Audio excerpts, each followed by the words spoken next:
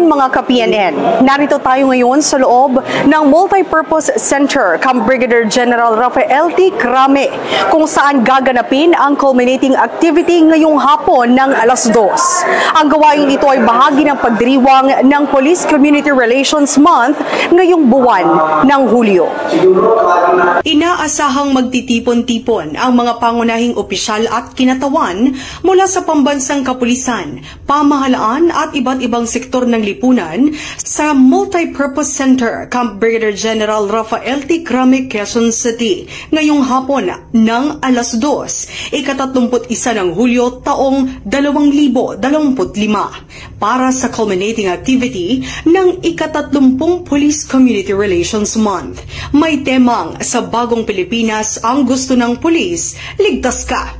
Tampok sa programa ang pagbibigay pagkilala sa mga natatanging awardees, inisyatibo at pagkilos ng PNP tungo sa mas matatag na ugnayan sa mga komunidad bilang bahagi ng adhikain ng Bagong Pilipinas para sa kapayapaan at kaayusan.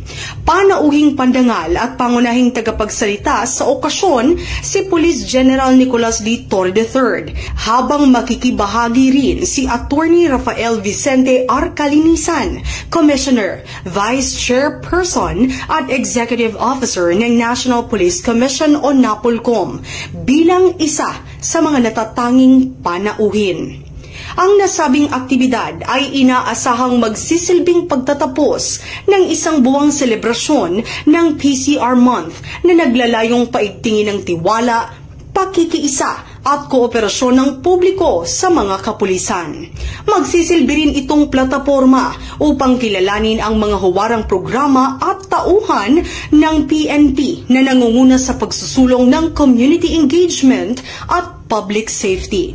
Patuloy ang paghahanda ng PNP para sa maayos at makabuluhang pagsasagawa ng naturang aktibidad na inaasahang dadaluhan ng mga opisyales, miyembro ng media at mga kinatawan mula sa iba't ibang stakeholders.